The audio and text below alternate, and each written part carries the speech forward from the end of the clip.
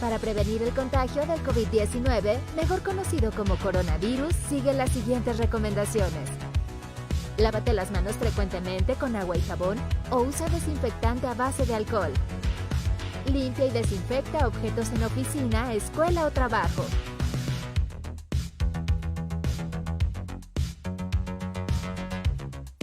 Cubre estornudos y tos con la parte interior de tu codo. En lugares concurridos como oficina, trabajo o escuela, saluda a distancia y procura usar cubrebocas. Evita tocarte los ojos, nariz y boca con las manos sucias. Tu salud es primero. Gobierno del Estado.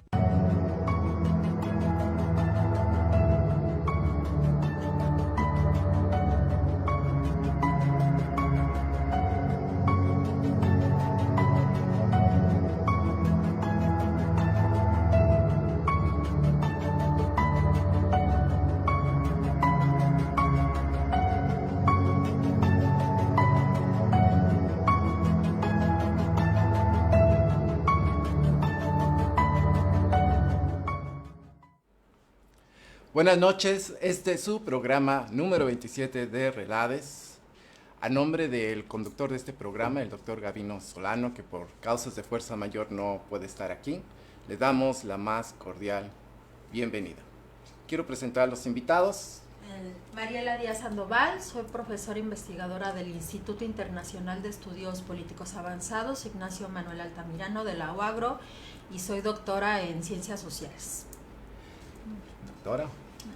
Noemí Asensio López, catedrática de la Escuela Superior de Derecho Acapulco, coordinadora de la maestría en Derecho Social y perteneciente a esta red. Y mi nombre es Silvestre Licea Dorantes. Quisiera empezar este programa platicando, como siempre, dado que este es un programa de red, sobre los trabajos que se hacen en los cuerpos académicos. Doctora, si nos platicas qué es lo que hace tu cuerpo académico y su contribución a esta red. Bueno, y específicamente con el tema, ¿no?, que vamos a discutir. Y específicamente con este tema, que es muy interesante, que platicaremos con los más en adelante. En el cuerpo académico 148 estamos desarrollando diversos temas de investigación.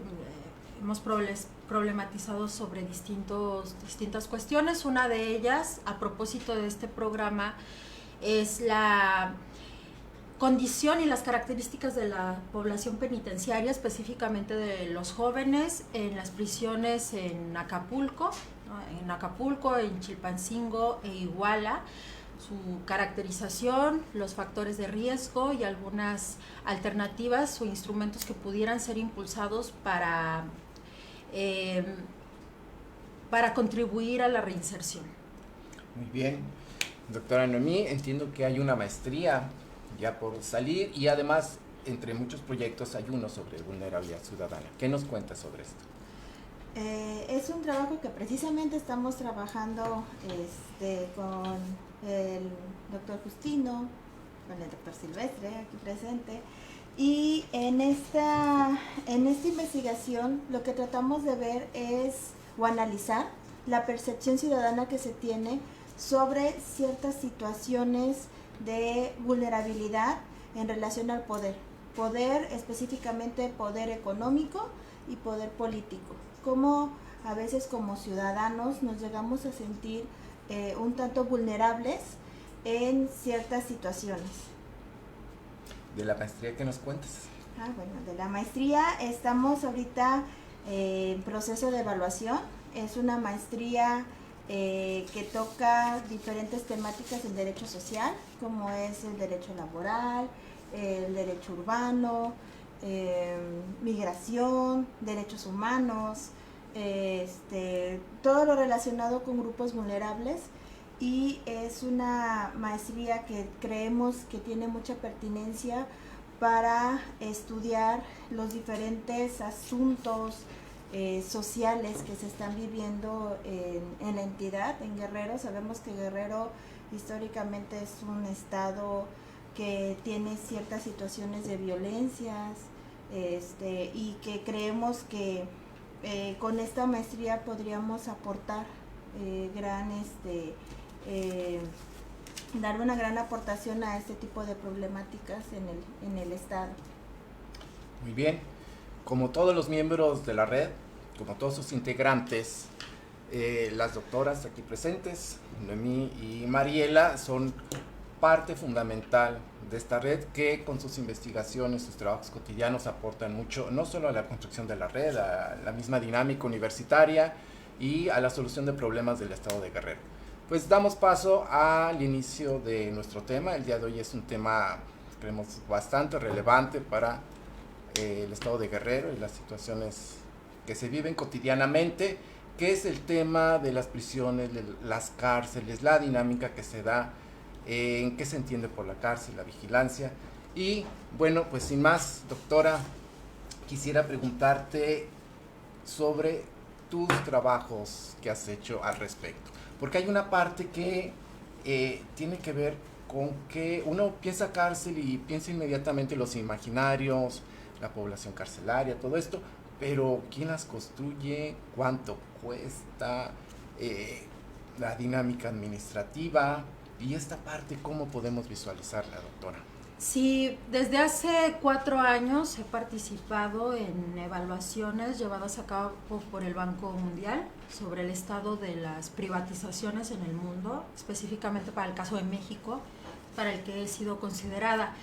Y bueno, hablar de prisiones, ¿no?, nos lleva por distintos temas, por distintos problemas. Uno de ellos precisamente es el que tiene que ver con la creación de prisiones financiadas en una parte por el sector privado, ¿no?, que en sí ya eso genera una serie de alertas, ¿no? Existe evidencia en la literatura y en evaluaciones sobre que las prisiones privadas no funcionan mejor que las públicas en términos de la reinserción y el respeto a los derechos humanos.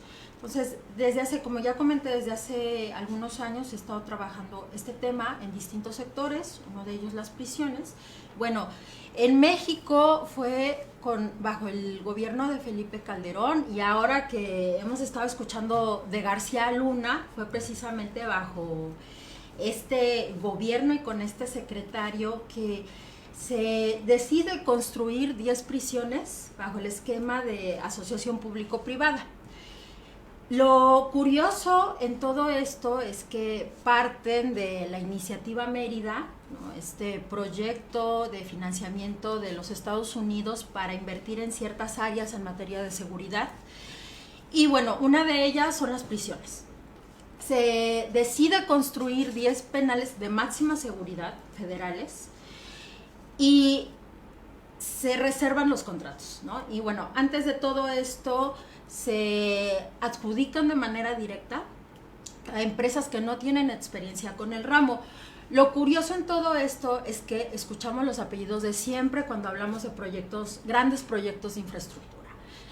Slim, Hipólito Gerard, ICA, Tradeco, todas estas empresas que ya tienen una historia en los procesos de privatización, ¿no?, y específicamente en el sector carretero, ¿no?, y en el sector bancario, es decir, ya traen una historia ahí bastante interesante que tiene que ver precisamente con sus participaciones irresponsables, ¿no?, y con la falta de regulación por parte de los gobiernos que han tenido consecuencias funestas. Entonces, se adjudican de manera directa porque no había una ley, ¿no?, aprovechando que aquí está la doctora Noemí, no había una ley que lo prohibiera, ¿no?, pero en 2012 se crea la ley de asociaciones público-privadas que ya permite la adjudicación directa, es decir, alguna empresa, cualquier empresa puede presentar un proyecto al gobierno, es decir, bueno, me interesa construir esta gran obra de infraestructura y se puede decidir de manera discrecional, se le puede dar semáforo verde, ¿no?, para la construcción de este tipo de obras. Como comenté hace un momento, los contratos fueron reservados por 15 años.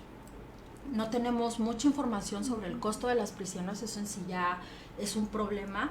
La poca información que se tiene son las evaluaciones de la Comisión Nacional de los Derechos Humanos, ¿no? Y bueno, en cuanto a qué implican este tipo de construcciones, existen distintas modalidades en las que el sector privado puede participar en las prisiones. Por ejemplo, en la lavandería es una de ellas. De hecho, los reclusorios estatales contratan empresas para que se hagan cargo de algunos servicios. También está las empresas que se instalan dentro de las prisiones para ofrecer empleos. Pienso en el caso de Porrúa, ¿no? En el caso del reclusorio norte, que está instalada ahí, los internos trabajan, ¿no? Por salarios bastante bajos, según tengo entendido. Y están otro tipo de adjudicaciones que implican el diseño, la construcción, el mantenimiento, la operación y después de 25 años la transferencia de un bien al sector privado, ¿no? Ahora bien, ¿cuáles son las particularidades de este esquema?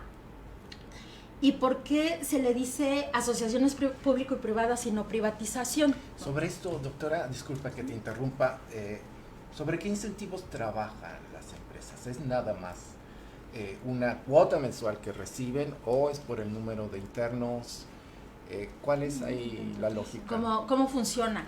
Si en la propia ley de asociaciones público-privadas queda establecido el pago, las modalidades del pago que se tienen que hacer partiendo del tipo de asociación público-privada.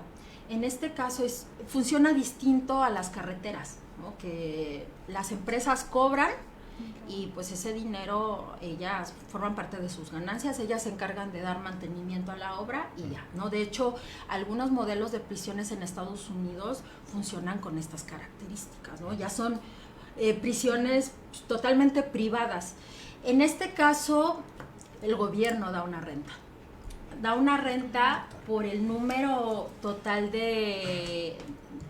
por el cupo máximo de internos dentro de la prisión, aun si el número es menor, ¿no? Entonces, estamos con un problema grave acá porque el gobierno está pagando por el cupo máximo de reos, siendo que los penales de máxima seguridad están a menos de su capacidad, pero el gobierno está pagando como si estuviera ocupado en su totalidad, ¿no? Entonces, tenemos que en una prisión tradicional, no, en una prisión estatal, el gobierno está pagando en promedio 300 pesos por reo, con condiciones de vida deplorables, y en el caso de las asociaciones públicas o los penales que funcionan bajo este esquema, el gobierno está pagando 2.500 por día, o sea, casi como si estuvieran pagando una habitación en algún hotel, pues, con características, pues, decentes, pero eso no se refleja en las condiciones de vida de los internos, ¿no? Y eso de acuerdo con la propia Comisión Nacional de los Derechos Humanos. Pues entiendo que estas condiciones laborales pues, son propias de la población. ¿Qué nos diría el derecho laboral sobre si fuera un trabajo normal?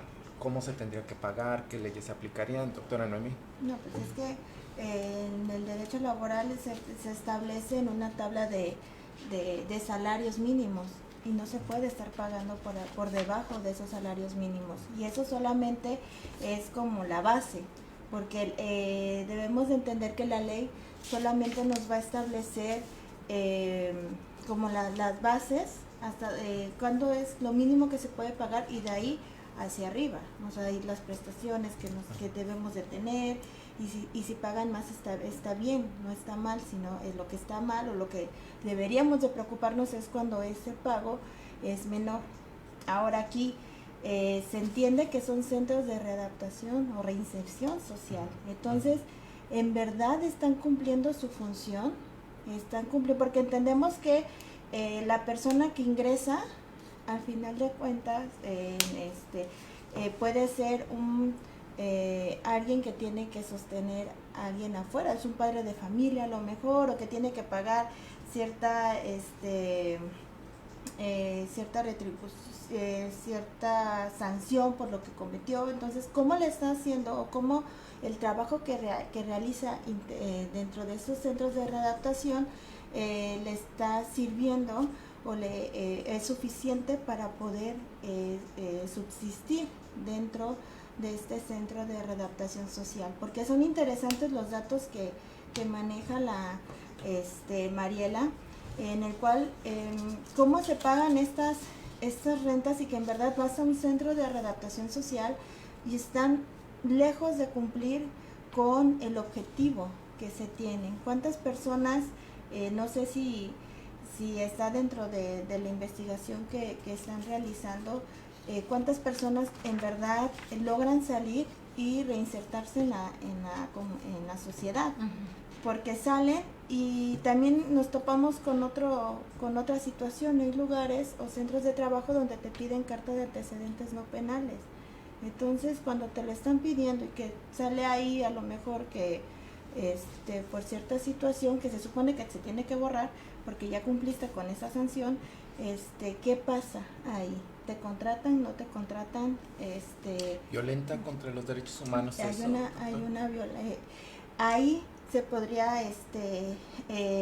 hay quienes mencionan que sí, porque se supone que si tú ya cumpliste con una sanción que se te puso por cierta situación que tú cometiste, entonces, como bien se llaman centros de readaptación social o reinserción social, entonces son centros que te ayudan, tú ya cumpliste, ya te formaron para que tú te vuelvas a reinstalar en la sociedad, puedas trabajar, puedas hacer tu vida social cuando cumplas la sanción, la sentencia que se te puso. Pero ¿qué pasa cuando sales y socialmente no estamos preparados para, tanto la persona que cumple su sentencia no está 100% capacitado para reinsertarse a la sociedad, como ni la sociedad estamos preparados para reinsertar a este tipo de personas, porque también como sociedad no se nos ha preparado para recibir a este tipo de gente. Sabemos que hay programas, pero no es, creo yo, suficiente. Falta una mayor preparación. ¿Y qué hay de las condiciones laborales, doctora? Entiendo que la ley especifica claramente que las personas deben tener condiciones propias, adecuadas para ejercer su trabajo. ¿Cómo podríamos nosotros, con este filtro, hablar de eso? Ahí viene un poco, creo, de la investigación que están realizando, ¿no? ¿Qué pasa con con estos centros que están siendo, en cierta parte son ¿cómo es la palabra? No es privatizado, es público adjudicados. Privado, o son adjudicados, en la cual sí te tienen que dar ese tipo de condiciones, porque me están preparando para realizar hamacas, por ejemplo, aquí que estamos en Puerto, ¿no? Y que ocupamos mucho las hamacas. Sí, pero me tienen que dar un espacio o algo donde yo pueda primero aprender el oficio y de ahí que yo pueda estar trabajando con ese oficio. Cuando en el 2008 tuve la oportunidad de estar en un congreso en Cuba, tuve la oportunidad de ir a los centros de readaptación social en Cuba y tenían una especie como de casetas dentro de estos centros, y en la cual eran el espacio donde ellos podían ofrecer sus servicios en este tipo de casetas que ellos tenían. Por ejemplo, si eras el que cortabas el cabello, pues tenías tu caseta donde podías ofrecer tus servicios. Eso sería lo mínimo que se podría o debería de haber en los centros de readaptación social, para que ellos puedan tanto realizar lo que están aprendiendo, realizar sus oficios, y dar ese servicio incluso a los que se puedan dar a los propios internos, porque al final es como dar el servicio entre ellos, como un mini negocio que se hace entre ellos. El que corta el cabello, pues le corta el cabello a los que están ahí, el que arregla los zapatos, el zapatero. Esos oficios, para eso van funcionando, ¿no? Entiendo que estas experiencias público-privadas han tenido eco en América Latina, doctora. Sí, parafraseando el manifiesto comunista, un fantasma recorre el mundo, es el fantasma de las privatizaciones y las asociaciones público-privadas. Prácticamente es difícil encontrar gobiernos que se hayan resistido, ya sea por imperativos externos o por obligaciones internas, a adoptar este esquema para la generación de infraestructura pública, ¿no? Básicamente se nos presenta como la única opción en todos los ámbitos, desde construir hospitales. El caso de Peña Nieto es un ejemplo, que se construyeron muchos hospitales bajo este esquema. En el caso de las carreteras, el caso pues ya de las prisiones, hasta universidades se han creado. Y el caso emblemático es Chile, ¿no? Ahí podemos identificar distintas modalidades de participación privada, y desde las más extremas, que es la privatización, hasta modalidades de asociación público-privada donde el privado tiene pocas atribuciones, ¿no? Pero sí podemos encontrar ahí un abanico importante. En el caso de Costa Rica es llamativo porque hace 5 años el gobierno aprueba la creación de prisiones privadas y el siguiente gobierno lo echa para atrás por considerarlo inviable. Es que desafortunadamente utilizar asociaciones público-privadas implica que hagas una valoración de riesgo donde este sea compartido. Y vemos que en el caso de gobiernos como el de Mexicano, experiencias como la mexicana, la situación no es así. Y lo riesgoso acá es que se utiliza la retórica pro mercado para decir, bueno, es que el gobierno no lo está haciendo bien. De hecho, no sé si recuerdan, en 2012 hubo un motín en Topo Chico y el presidente municipal dijo que se estaba pensando en la privatización porque, bueno, hay un problema de corrupción, de impunidad, de falta de seguridad dentro de las prisiones y el gobierno no puede, ¿no? En otras palabras. Entonces, se justifica con esta retórica pro mercado de que el gobierno no puede y entonces es necesario que participe el sector privado. Y tenemos en la experiencia mexicana, pues que ni ha sido menos costoso menos oneroso como se prometió. Y eso pasa también en otras experiencias en América Latina y en Estados Unidos. En Rusia, por ejemplo, tenemos también, en el caso de Francia, no es menos oneroso y no tiene un impacto positivo en lo que nos interesa, que es la reinserción social. Quiero comentar una experiencia que puede dar risa, pero también preocupación.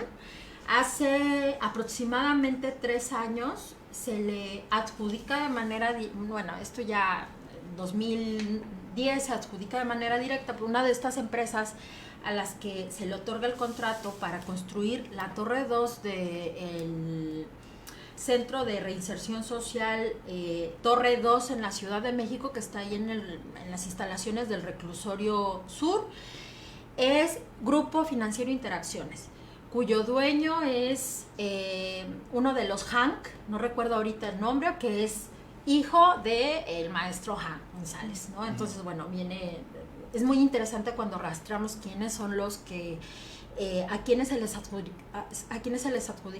adjudicaron los contratos de asociación público-privada. Bueno, pues la empresa perdió los planos, ya construido el penal, ¿no? O sea, una cuestión delicada porque se reservan los contratos, esto que yo ya había mencionado, se reservan por 15 años los contratos, pero la empresa pierde los planos, ¿no? Estamos hablando de un centro de reinserción social de máxima seguridad que costó mucho dinero. Y estamos hablando también de un discurso de eficiencia, sí, de abaratamiento de costos, pero aquí lo que estamos viendo es que muchas veces en esa transferencia de responsabilidad, por llamar de alguna manera, también los derechos humanos parece que se ven trastocados, ¿no? Por supuesto. Doctora, en tu experiencia, los derechos humanos, ¿cómo se trastocan en este contexto? No, desde varios puntos de aquí se están violentando diferentes. Para empezar, las de la seguridad social, porque imagínense en qué manos fueron a llegar este tipo de planos. O sea, de un centro de máxima seguridad. No es algo que podemos tomar a la ligera. Obviamente como ciudadanía nos sentimos desprotegidos por estas ineficiencias que a veces se llegan a tener en lo que a cada quien le toca hacer, porque no solamente es responsabilidad de quien adjudica, sino también de quien está ejecutando esa obra. O sea, no sabemos si fue en verdad por una excusa, un escudo, no sabemos cuál es la intención que se tiene detrás de esta situación. Y antes de que se me vayan perdiendo los saludos, déjenme decirle que el doctor Gabino Solano nos manda saludos. Ana García González, muy interesante el tema. José Luis Ramírez Macedonio, saludos doctor Licea. Gracias. César Arce lo está viendo. Carla Elizabeth nos hace comentarios muy interesantes. Digo, especificando lo que comentaba de los talleres, ella dice que hay talleres en el interior del centro de readaptación de aquí de Acapulco. Dice también lugares de suministro de insumos para la elaboración de sus actividades en los talleres. Y nos habla que estos son terapias ocupacionales desde ese objetivo son impuestas. Pues muy interesante, creo que ese es un tema que también maneja muy bien Carla Elizabeth, por eso hace estos comentarios muy puntuales.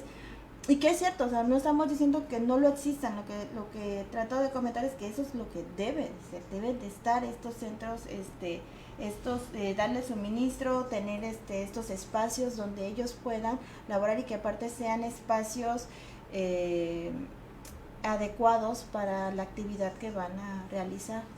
Sí, también Chávez Ibarra nos menciona que es muy interesante el tema y Margarita Jiménez dice muy interesante el tema, una línea de atención para considerar. Saludos y felicidades a los 3 panelistas de Relades. Gracias, doctora Margarita. Pues está esta narrativa, ¿qué gobiernos son más proclives a tener esta narrativa del mercado, ¿no? Tenemos esta idea que lo que no hace el gobierno, el Estado, lo complementa el mercado y siempre en el mercado se encuentran las decisiones óptimas, eficientes. Uh-huh, sí. Pero hay gobiernos que no son no abrazan tan rápido esta narrativa, ¿no? En tu experiencia, doctora, ¿cuáles son los gobiernos que abrazan más esta narrativa del mercado como solución de problemas? Bueno, en principio los que adoptan políticas reactivas, ¿no? Esto que se le denomina populismo punitivo, que después son más prisiones, más cámaras, ¿no? Y llama mucho la atención que, pues en el caso de López Obrador, si bien una de sus retóricas antes de ganar la presidencia fue, y sigue siendo además, este tema del neoliberalismo como una causa de múltiples problemas, que no se cuestione este tipo de contratos, ¿no? Simplemente hay decisiones, yo entiendo que son muy delicadas, pero que parece que no hay una intención por revisar las implicaciones de estos contratos que son muy onerosos, que no están teniendo efectos positivos y que además, bueno, forman parte, y si aquí sí me atrevo a decirlo, a estos formas en la que los grandes corporativos acumulan capital, porque pues en los últimos años, bueno, al menos desde la década de los 80, tanto las actividades extractivistas como este tipo de obras de infraestructura se han convertido en la piedra angular de grandes corporativos, ¿no?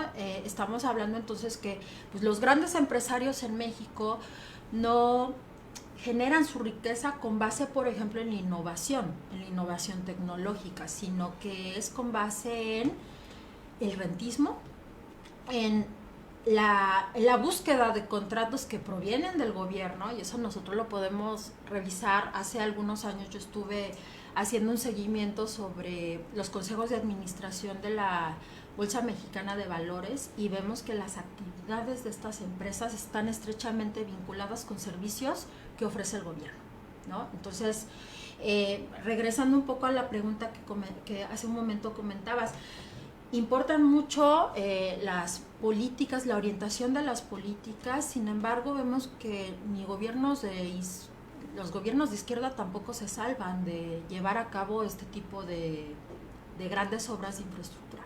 Pero si me permites, también quiero comentar otro punto que me parece interesante. Salvo las torres 1 y 2 que están en el reclusorio norte, todas las demás obras de los otros... Ciudad de México. Perdón, sí, bueno, que se encuentran en las instalaciones del reclusorio norte en la Ciudad de México, porque ahí están. Los otros penales están bastante alejados de pues, las poblaciones cercanas, vamos, están así como que aislados. Entonces, de hecho, México Evalúa ha documentado que eso supone problemas ya si estamos pensando en términos de las mujeres, por ejemplo, las mujeres que se encuentran en estos penales. Sabemos por investigaciones que se tiende a no abandonar, no existen mayores probabilidades de no abandonar a tu familiar si es hombre o mujer en prisión, ¿no? Ya sea porque un castigo por estas construcciones sociales sobre lo que debe ser la mujer.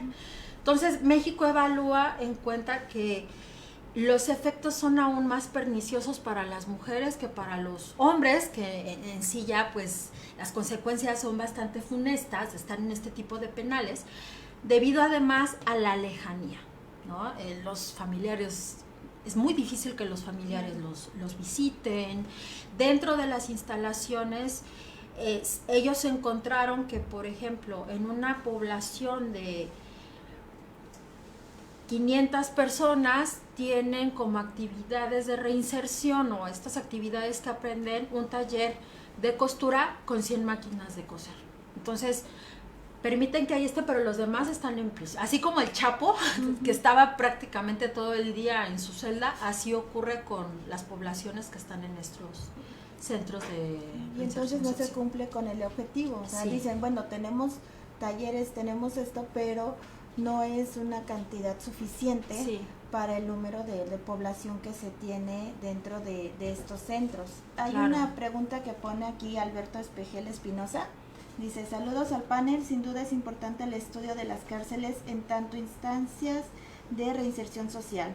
¿Qué rubros consideras los más relevantes para comparar las cárceles públicas y las del esquema de asociaciones público-privadas? Bueno, es muy interesante porque solo tomando los diagnósticos elaborados por la Comisión Nacional de los Derechos Humanos, salen mejor evaluados los penales públicos que los privados, ¿no? Eso depende de una serie de factores, ¿no? No quiere decir que un tipo de infraestructura que la infraestructura tradicional sea mejor que la privada, ¿no? Eso depende mucho de los contextos. Sin embargo, en este caso, yo sí considero que un punto medular de comparación es el costo. Otro punto importante es que no podemos vigilar en los penales públicos qué actividades son las que se están llevando a cabo, cuántos custodios son los que hay en la población penitenciaria. Es decir, es difícil vigilar cómo funcionan las prisiones de asociación público-privada. Quienes hemos tenido la oportunidad de acceder a las prisiones estatales podemos ver una serie de problemáticas, ¿no? Que sin embargo no tenemos certeza de cómo funcionan, ¿no? Las particularidades, vamos, de las dinámicas sociales dentro de los penales de asociación público-privada, ¿no? Pero en principio yo sí considero que en términos de eficiencia, así como hablan los neoclásicos, ese es uno de los criterios que se tienen que tomar en consideración. No dejo de pensar en todo esto, doctora, pues en el clásico libro del Panóptico de Jeremy Bentham, y en toda esta lógica de lo aséptico, en toda esta lógica de la vigilancia, que se tiene muy marcado ahí en la construcción del panóptico, ¿no? Ahorita que estabas hablando de los custodios, el panóptico se crea precisamente para, con el menor número de custodios, vigilar el mayor número posible de presos, ¿no? Los que están adentro, los que se encargan del orden, necesitan el mínimo personal para vigilar a todas las personas. Fíjate que en esta parte que el panóptico estaba pensado para términos de eficiencia, por supuesto, en términos de mantener a la persona vigilada, pero también se va trascendiendo. Foucault mencionaba que esta parte del poder se va haciendo presente, pero no visible. Decía presente, pero no, que no lo puedes palpar. Entonces, en las prisiones, lo que tenemos es esta idea de que hay alguien que te vigila, aunque tú no lo puedas percibir. Basta con que lo tengas en la cabeza de que está siendo vigilado para que tu comportamiento se modifique, ¿no? Foucault retoma esto también y lo pone en contextos de poder. Le da una lectura política y dice precisamente en las familias, en la religión, en las escuelas, hospitales, se reproduce este mismo esquema donde lo que necesitas tú es estar con la idea de que estás siendo vigilado. Ya no necesitas tener miles de personas vigilándote, basta, como dice Foucault, que tengas el policía en la cabeza para que tú te comportes bien. En toda esta idea de poder, doctora, pues entiendo que en la población carcelaria pues hay relaciones de poder presentes, Claro. Que no necesariamente son las de la autoridad, ¿no? Sí, por supuesto. En la experiencia que he tenido abordando el tema de las prisiones, específicamente las prisiones estatales a las que es más fácil tener acceso, encontramos que pues tanto los vicios como virtudes existentes en las sociedades se reproducen al interior de las prisiones, ¿no? La estratificación por clase, por etnia, ¿no? Las desigualdades dentro de las prisiones. Me llamaba mucho la atención que en prisiones varoniles y específicamente en el reclusorio sur, al que también tuve oportunidad de entrar y convivir un poco con población recluida, me comentaban que, bueno, hay alguien que tiene que hacer la limpieza. Obviamente, pues no basta con el servicio que en teoría se tendría que dar desde el reclusorio. Hay toda una economía informal dentro de las prisiones donde son otros presos los que hacen las labores domésticas a cambio de un pago, ¿no? Y esto me parece bastante interesante, ¿no? Como el tema de los roles, ¿no? Tenemos más asociado el trabajo doméstico a las mujeres, ¿no? Pero acá, bueno, hay una necesidad, hay reos que pueden pagarlo y lo contratan. Y bueno, de ahí a una serie de actividades que, bueno, que resulta bastante interesante ahí tener en cuenta. En la literatura se puede identificar que se reproducen dentro de las prisiones, ¿no? Encontramos muchas cosas dentro de las prisiones, y bueno, no voy a detallar, ¿no? Pero el tema de los mercados informales, ¿no? Dentro, tanto legales, ¿no? como ilegales, creo que son un tema que tiene que ser explorado y que sin duda es delicado y que afecta directamente pues, el tema de la reinserción, ¿no? El hecho de que sabemos, y no solo aquí en México, en otros países en América Latina, se habla de las prisiones como escuelas del crimen, ¿no? Porque hay un fracaso muy claro, y los datos lo demuestran, en la reinserción social, ¿no? Y vemos que puede haber poblaciones que, por eso todo esto, modificaciones del sistema penal acusatorio y esta modificación de las penas, dependiendo de los delitos que la doctora Noemí pues, conoce como abogada, que ingresas a prisión a alguien que cometió un delito que puede ser que no tenga una gravedad como otros y que se puede contaminar de estas prácticas al interior de las prisiones y al momento de salir, además de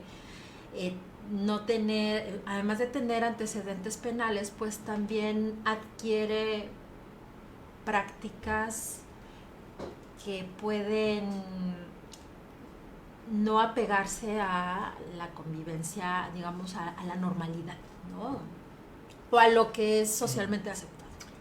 ¿Podrías, Mariela, decir que al final lo que vemos en la cárcel es un reflejo de lo que pasa en la sociedad? O sea, el clasismo, racismo, este abuso de poder que nosotros vemos cotidianamente fuera de la sociedad, quizá no tan evidente, pero que existe, en el microcosmos de la cárcel se reproduce.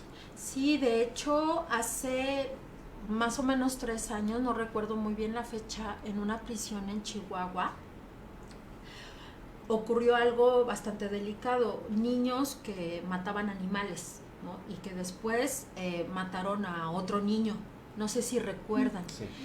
Y lo que se vio ahí es que se construyó, y eso también pasó en el reclusorio norte, en el reclusorio oriente, en la Ciudad de México.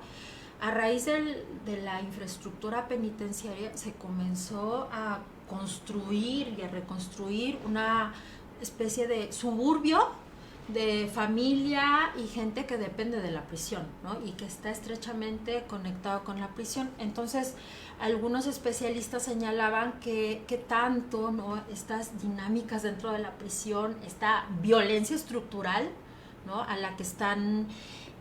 de la que están siendo objeto, pues, quienes habitan, los familiares y los reos, influye en la reproducción de prácticas violentas, ¿no?, fuera de.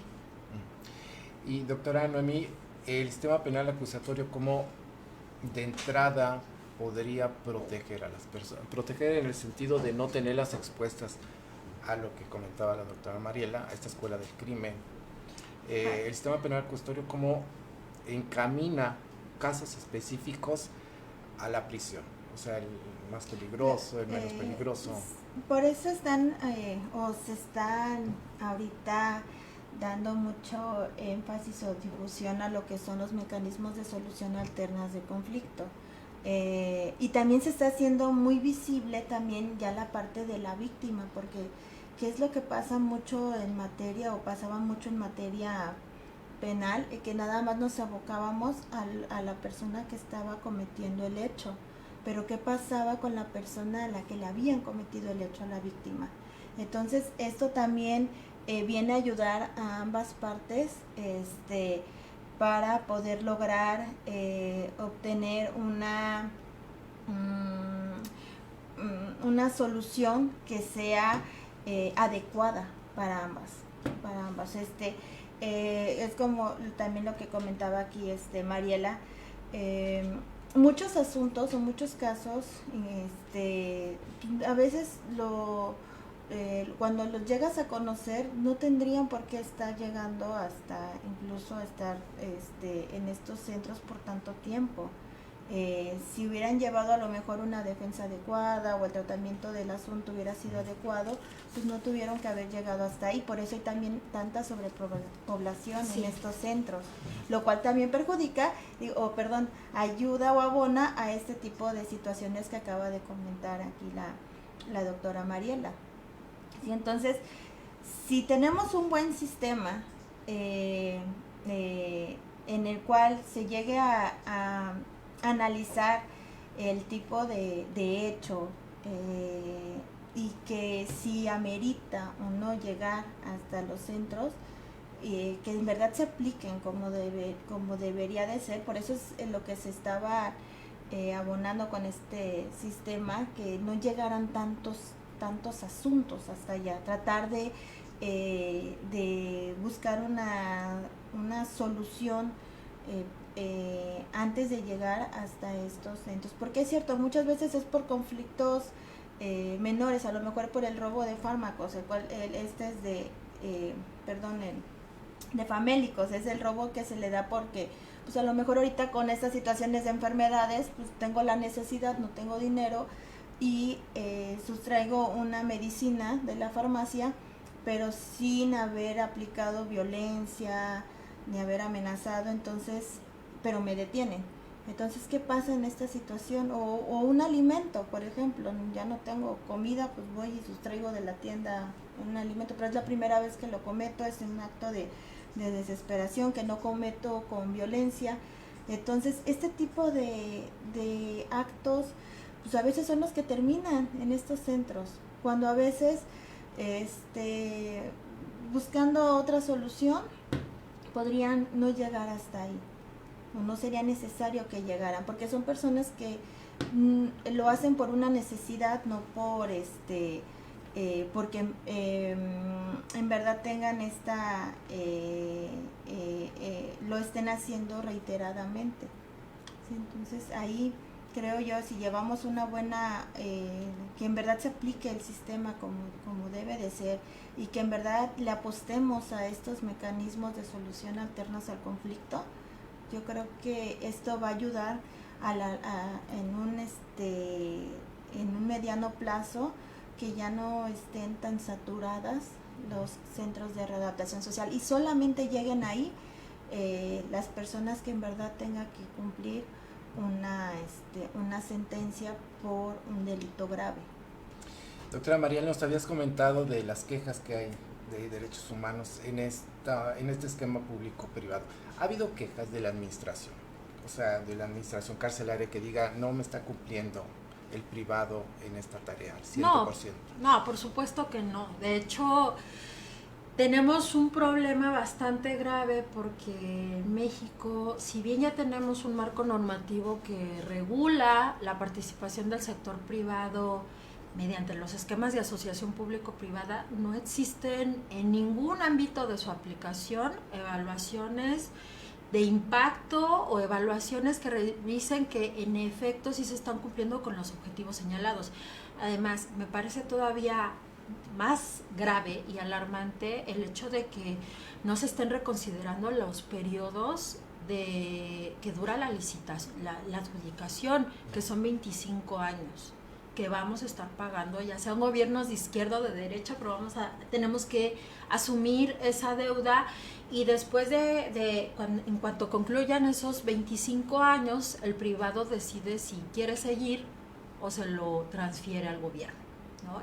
Yo quisiera tocar un punto, y me parece que ya estamos por cerrar en esto que comentabas, Silvestre, de la reproducción de prácticas, de valores perniciosos, ¿no?, que imperan en la sociedad dentro de las prisiones.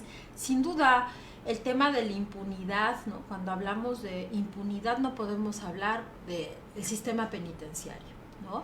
Y me llama mucho la atención a raíz de todos estos casos, tanto de feminicidios como otros delitos, y específicamente cuando se trata de feminicidios, de violaciones, que vemos en redes sociales que, bueno, la gente, cuando dentro de la prisión se filtra que van a castigar a un delincuente por haber cometido cierto delito, en las redes sociales podemos ver que existe una complacencia ante ese tipo de actos, ¿no? Entonces ahí, pues bueno, confirma el fracaso de nuestro sistema carcelario en los objetivos que se supone tendría que cumplir, ¿no? El hecho de que hasta los internautas dicen, perfecto, se lo merece, y habría que considero yo que es importante hacer un seguimiento de los ajusticiamientos que se dan dentro de las prisiones, ¿no? Creo que es un tema que sí se tiene que abordar, ¿no? Qué tipo de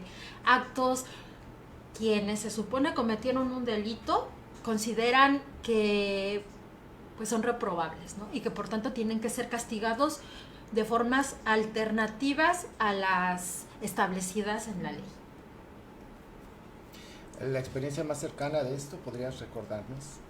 Bueno, es que el caso este caso mediático de la niña Fátima, si no me equivoco, su nombre, reciente, que detuvieron a los presuntos feminicidas y los tienen aislados, ¿no? Porque, bueno, toda esta ola que se generó con los medios de comunicación, y lo grave del caso, la respuesta del gobierno, se filtra a los centros de reinserción social y ellos, ahí sale esta información sobre que en cuanto ingresen, pues los van a matar, ¿no? Pero ese es uno de muchos casos que se han sabido.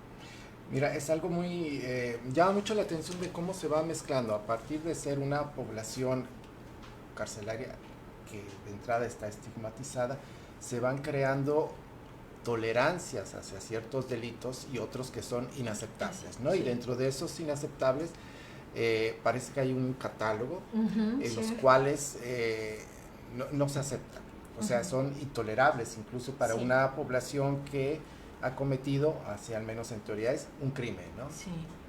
Sí, por ejemplo, el caso de mujeres que asesinan a sus hijos, ¿no? Hay investigaciones que muestran que estas mujeres pues sufren una serie de ataques y de violencia dentro de las prisiones y las deben tener en aislamiento, sobre todo con esto que ya comentaba hace un momento de el ideario que existe, el imaginario en torno a lo que debe ser la mujer, y que el asesinato, el infanticidio, pues ya en sí es algo que no se admite en esta sociedad. A los violadores, ¿no? A los violadores también. O sea, ahí se vuelven jueces también. Exacto. Esto, o sea, como sociedad también, digo, afuera y adentro, ¿no? Como sociedad nos volvemos jueces. Exacto. Y juzgamos cada situación, entonces, y lo peor es que a veces ni siquiera está comprobado todavía, y ya están tomando estigmatizado. Y ya cuando se dan cuenta de que dicen, híjoles, no era, y ahora ¿qué haces, no? Con toda esta situación que ya se generó alrededor de esta persona o de esta situación particular. No digo que no todos lo sean o que todos lo sean, pero esto de querer juzgar una situación sin tener todo el panorama, ese es un problema que tenemos muy visualizado como sociedad, ¿no? Claro que sí, y que sin duda responde, que se podría explicar en parte por la impunidad.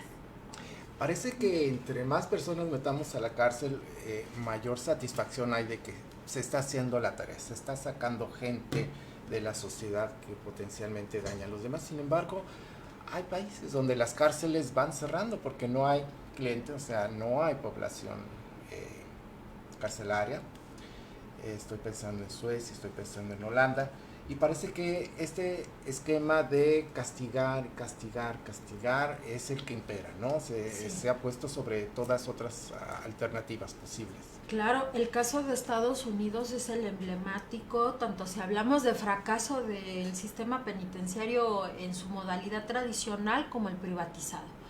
De hecho, es en la década de los 70 cuando comienzan a impulsarse este tipo de prisiones, y los principales o la población que principalmente es recluida son migrantes y afroamericanos, ¿no? Entonces, está documentado, la socióloga Saskia Sassen tiene una investigación sobre esta situación donde las prisiones parece que son solo edificaciones y son instrumentos para contener al indeseable, ¿no? Porque sabemos que es poco probable que el rico, ¿no?, quien se encuentra en la cima de la estructura socioeconómica, esté en prisión, ¿no? Que ya habla mucho de cómo está estructurada la sociedad, ¿no? O sea, claro, aquí hay un sistema que funciona bien, y este esquema de la manzana podrida la quitamos. Simbardo menciona que quizá no sea la manzana podrida el problema, sino que el cesto está podrido. Entonces, esta idea de que entre más personas tenemos en la sociedad, más éxito tenemos como sociedad, valga la redundancia, pero sin embargo otros modelos nos señalan que el éxito está en que haya menos gente en las prisiones, ¿no? Sí, que tendría que ver pues con lo que ya se sabe de una serie de políticas, tanto preventivas como de seguridad social, de seguridad porque parece laboral, que esto separa, ¿no? La cárcel, la sociedad son cosas separadas, y no tienen que escoger, pero lo que vamos acá es que están unidas, ¿no? O sea, tenemos, la cárcel, como mencionábamos hace unos minutos, la cárcel es el reflejo de la sociedad, y no se pueden desligar, ¿no? Tenemos ahí un espejo de los asuntos de la vida, hasta de la vida cotidiana, ¿no? Que se va dando ahí. Sí, por supuesto. No, yo creo que es un tema que falta mucho por estudiar, por analizar. Sabemos que es uno de los temas complicados y que la poca información que se tiene, como bien lo menciona la doctora Mariela, es información que solamente da la Comisión de Derechos Humanos. O sea, la forma de recabar la información es muy poca. Yo creo que es importante hacer este análisis para ver qué es lo que falta, qué es lo que se necesita cambiar, si la legislación está funcionando o no, qué políticas públicas se tienen que generar, qué se tiene que hacer para la nueva construcción o reestructuración, porque estos estudios nos ayudan a comprender en qué está mal. Por ejemplo, esto que mencionabas de que si están